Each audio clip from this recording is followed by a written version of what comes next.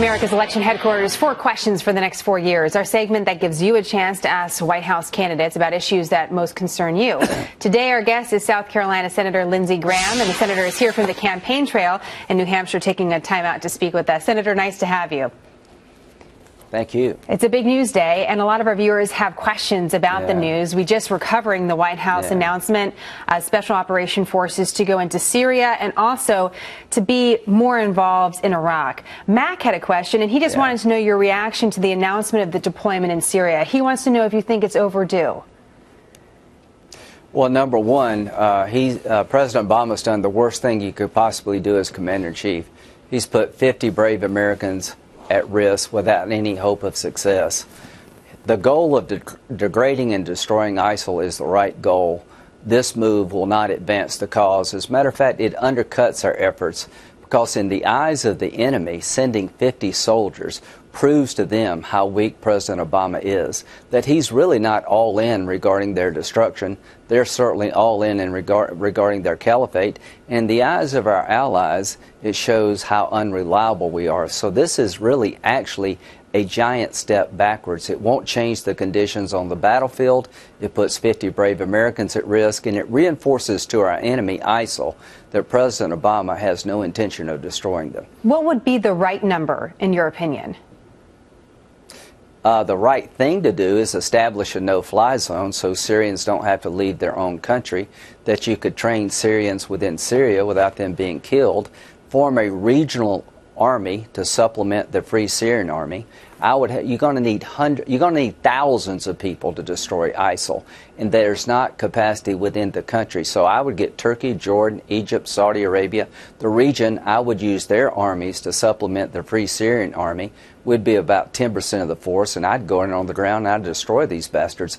This is going to make ISIL stronger, not weaker, because they now know that we have no intention of destroying them on Obama's watch. And to all of our allies, this has to be a very sad day. I got a really interesting question on Twitter I just want to share with you again. That the purpose of this segment is to bring in some of our viewer questions. And Ronnie has an interesting comment. Sure. He says, Russia bombing Syrian troops we train. That means Russia will bomb our soldiers. What about that?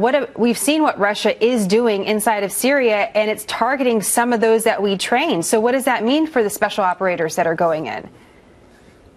Number one, if Assad sees the people we train a threat to him, he will bomb them. Syrians want two things: to destroy ISIL and take Assad out, the man who's murdered their families. This policy, this strategy of focusing on ISIL without putting pressure on Assad is doomed to fail. You know, Josh Ernst said something I agree with. This is not a change in strategy. This has no chance of working. Yes, our troops could be bombed by Russian airplanes because Russia, Iran, and Hezbollah are going to protect Assad, and we're not helping the Free Syrian Army in a meaningful way to destroy ISIL or take care of Assad. There's so much going on in the world. We have a little bit more on foreign policy to get to. You know, one of the other news items this week is a Russian plane, several Russian planes getting a little too close to the USS Ronald Reagan. Then you also have the United States sending a warship to the South China Sea because of the Chinese building up those islands in that contested area. Murr had a question. He said, do you still feel you can count on NATO to stand up against Russia and China's emerging threat to world peace? And what do you think of our allies? Do we really have partners that we can trust? NATO is no stronger than American leadership. Russia and China are walking all over us. John Kerry is about to sit down with the Russians and the Iranians and sell out Syria and declare victory. John Kerry is on the verge of selling Syria out and claiming this is a success. Assad being propped up by Russia, Iran, and Hezbollah has changed the balance of power.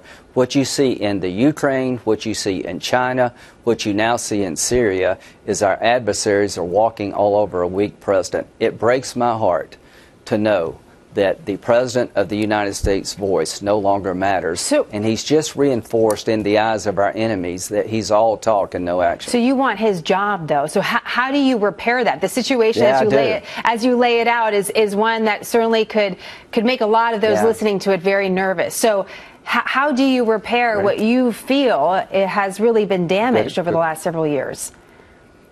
Number one, rebuild our military, use it wisely. Here's the good news. Everybody in the region rejects ISIL. They're an outlier in the region and within the Islamic faith. I would put a regional army up together, Turkey, Jordan, Saudi Arabia, Egypt. They have large armies. I would integrate our forces into their forces, 90% them, 10% us. They would pay for the war. We'd go in on the ground and destroy ISIL before they hit our homeland. And I would tell the Russians, if you want to fight for Assad, you're welcome to do so, because if he stays in power, the war never ends. I would tell the Chinese, you're not going to have access to our markets if you keep violating international law by building islands over resource-rich waters. I would rebuild NATO after I rebuild our forces, pushing our allies. I would export natural gas to undercut Putin's monopoly on Eastern Europe in terms of their gas supply. And I would sanction the heck out of him, and I would arm the Ukrainians so they could fight back for their own freedom. I'd go on the offense in a partner approach. Barack Obama is weak in the eyes of our enemies.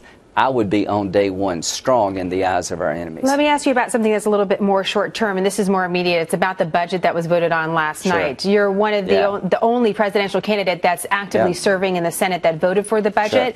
And Mike had a question. He wanted to know why you voted for it and didn't fight against it. There's been a lot made of this budget and what it means for defense spending, for example. Why did you vote for it? Number one, we're about to gut the Army and the Navy. We're on track to have the smallest Army since 1940. We're going to take $110 billion out of the Pentagon's defense budget in the next 2 years. This puts $40 billion back in. Our military is being gutted. This money is desperately needed. I'm also the only one to have served in uniform. This is not a perfect deal, but we need every penny in the Department of Defense. We need to hang on until Obama leaves. I will not turn my back on those who are fighting this war. They need the money, and I voted yes because the Defense Department is under siege. Senator Graham, we had a whole bunch of other questions, so I hope you'll come back. We had that breaking news when it comes to Syria. I will be back. Okay, good, because we certainly had that. Just quickly, because I can't let you go without asking this. You know, a lot of our viewers want to know how you're going to move up in the polls and how you're going to go after some of these leaders. Do you have a strategy right now to get yourself up so you can be more on the main stage for the debates? Send money, lindseygraham.com. If you get a call from a pollster, say the name Lindsey Graham. At the end of the day, I think I'm going to move up. Help me if you can out there listening to Fox News. You know, I got to tell you, I think that's the fairest answer I've heard in a long time. So, Senator It's an honest answer. It's an honest answer. And you know what? At the end of a long week, we appreciate it, Senator Graham. So we appreciate your sense of humor as well. God bless. We look forward to having you back. Thank you.